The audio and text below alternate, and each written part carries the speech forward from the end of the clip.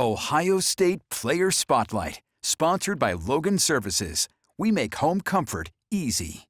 Welcome into 10 TV Plus and this week's Player Spotlight. We're looking at Jermaine Mathews, one of the biggest players for this Buckeye defense and a player that really wants to take that next step up this season. Over the next 10 minutes or so, you can hear Jermaine's story. Plus, enjoy a one-on-one between he and I, and then Austin Ward joins me to give his thoughts on what makes Mathews so successful. That is this week's Player Spotlight. He's the biggest hype man on the team. Go play Big Ten schedule now. It's time to get into the meat and potatoes of the season now. But he backs it up with his play. Just to improve any way I can. I'm going to look back at the 3 games. Anything I left on the field, any weakness I showed, I'm going to try to toughen those up. A man who changed his number from 24 to 7, fitting because he never stops working in the secondary. Just how we play this year is probably bigger than ever. Just communicated and make sure we all on the same page, and then just go play after that. In his 3rd season with Ohio State, Jermaine's main focus is being a leader. It just feels good just to work your way up the program. Feel me? I think just these last couple games just been getting me back in my groove and getting the team back in our groove. So I think going forward it's going to be a fun journey. An Ohio kid that always wanted to shine in the shoe, now pivotal for the top defense in the country. I think from being from the state of Ohio and then coming here and playing in this beautiful stadium here every Saturday, it's a dream come true. And I just want to take every opportunity I get to play here and just hold on to it as long as I can. And it's been a dream come true, and I just want to cherish every moment.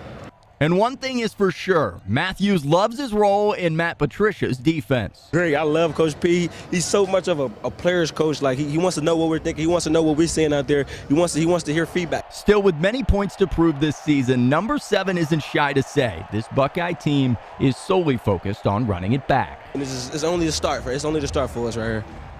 Ohio, it's time for football. And now, Buckeyes fans have the chance to become the comfiest fans in the shoe.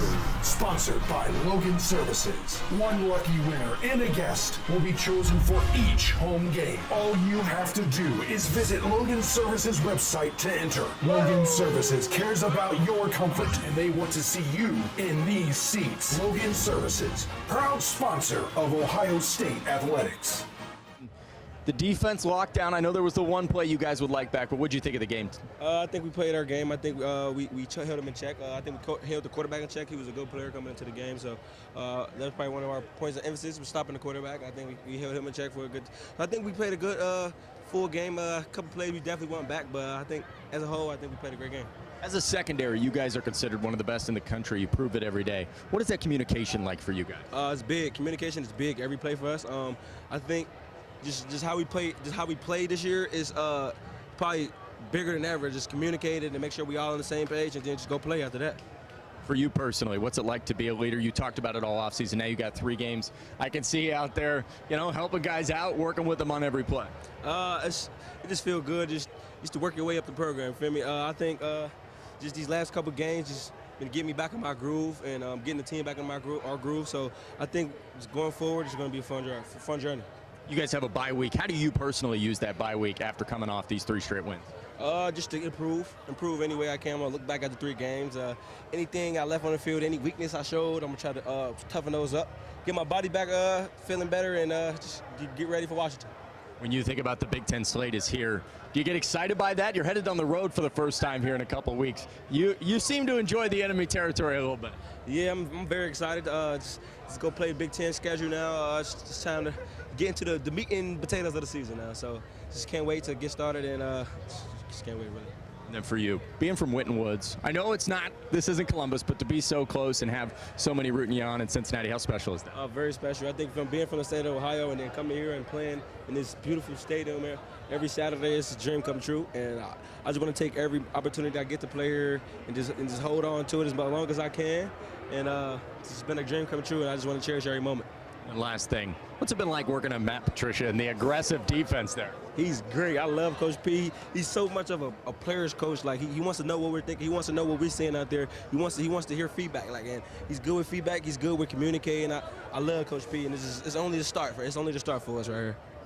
All right, for more on the player spotlight of Jermaine Mathews, want to bring in 97.1 The Fans, Austin Ward. And Austin, let's just start with the impact he has off the field, because I do think that's been the biggest thing to see his growth this year. He's in the huddle pregame as they get all the defense together. He's the one lighting these guys up, both on the sidelines and when they're in the middle of the game. How important is that for this team? And he's always been doing that to opponents, sometimes in the corner of the horseshoe.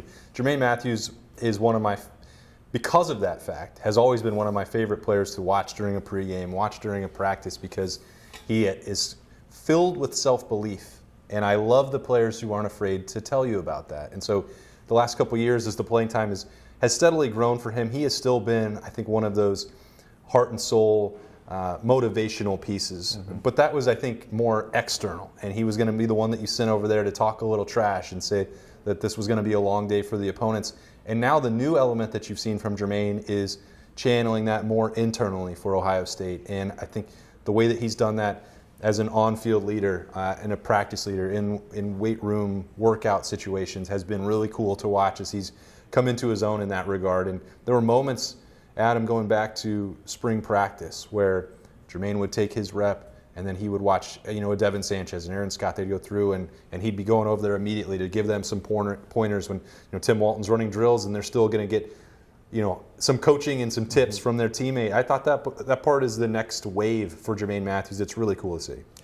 I think the crazy part for Jermaine Mathews is he came in with great expectation. Then he set the bar even higher after that freshman season.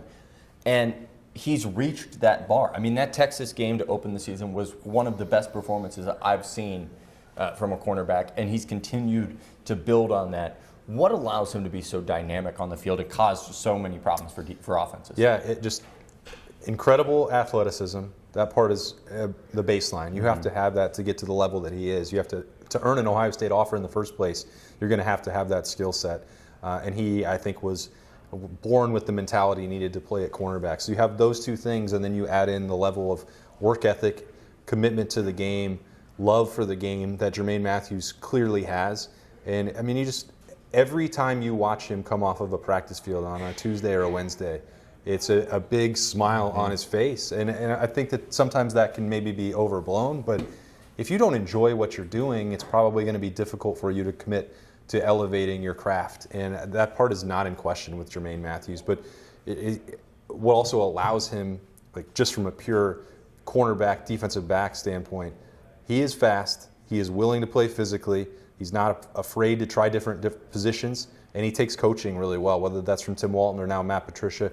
I think, Jim Knowles, I think some of it felt like there were times that they were butting heads, but I think it's because Jermaine Mathews wants to be pushed to the next level, and he will ask for explanations about what he's supposed to do. He may challenge them in a vocal way to a coaching staff that not everyone's accustomed to. It's the same might even be like trash talk style, the way that he does for opponents or on the practice field with teammates. But I think it's because he just has this passion for improvement that lends itself to a rare level of motivation, and that's what's making him great. It's really interesting in the interview you just heard. You heard him talk about Matt Patricia, and he and Jim Knowles butted heads a little bit. Yeah. They weren't shy about that. Neither of them were. He and Matt Patricia seemed to work together so well and putting him in position to make plays. Also in the coaching aspect. I mean, Jermaine seems to love to learn in this game. You talk about the smile. He's always enjoying that next step, and he's not afraid to, speak his mind, to say things, but it's when you see a player do that, but then back it up with the play on the field, that's different. That matters. Yeah. And so what does Jermaine Mathews, what is his ceiling for this season and with this Ohio State team? I mean, are we at the ceiling, which is I don't think so. Just being a constant force on defense, or what does that look like? Yeah, I think Jermaine would be the first to say that he hasn't touched the ceiling. And part of that is because if you look at those first couple of years, and he did not get on the field as much as he would have wanted to. Those reps are important, but I think he understands why. I mean, you were on a team with Davis Igbinosun and Denzel Burke a year ago. You look at the pipeline of corners that have been through here. You have to sometimes pay your dues before you get on the field, and I think Jermaine understood that. Now, he was still getting some opportunities. Got start as a freshman. Opportunities when Denzel Burke was hurt last year. But he is still, I think, just scratching the surface of what that potential can look like. He's going to get better and better the more games and more high leverage snaps that he faces. I think last year it certainly wasn't perfect at times, and to say that just because the Texas game was so good and the ensuing couple of weeks when you're dealing with Grambling and Ohio aren't going to be the truest tests and the barometers of what Jermaine Mathews looks like as a finished product, like that's going to come down the road. And I think those biggest games when you're facing a Drew Aller in Penn State, when you're trying to go on the road and win in the Big House and Bryce Underwood, like those are the games where we're truly going to see, I think, the best of Jermaine Mathews. And that you don't want to be a finished product after game 3, even if it's your junior season. You want to be playing your best at the end of the year, and I think there's still room for him to get better. Last thing. Are we sleeping on Jermaine Mathews a little bit in the NFL draft here? Not you and I, but like when people lay out their draft models, his name does not come up very much. But the NFL is going to get a remarkable talent and a remarkable guy that's growing into leadership.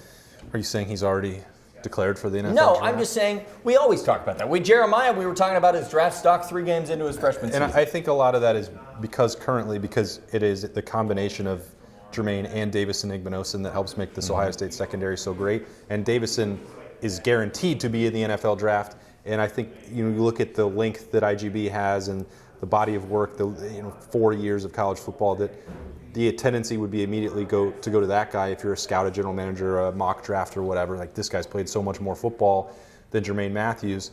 But I do agree with you that means Jermaine is being a bit overlooked. I'm not going to be surprised. In fact, I almost expect Jermaine to be in the NFL draft early next year. But if you're not paying attention to what he's doing, and I think some of these other opportunities for him to line up in the slot will only help him and enhance his value moving forward. It reminds me a little bit of Shaun Wade. If he's got some of that ability to play multiple positions, he wants to be an outside corner. He should stay an outside corner. But we've already seen Matt Patricia and Tim Walton and Matt Guerreri experiment a little bit with him when injuries have popped up. That positional versatility, the willingness to be coached, all of that is going to help him, and I think it's going to make him really attractive to those NFL teams when he gets to that point, whenever it comes. He is Austin Ward, 97.1 The Fan. Hear him every week on The Beat with Austin and Berm. The Beat with Austin and Berm. I'm Adam King. Thank you for watching this week's edition of Player Spotlight.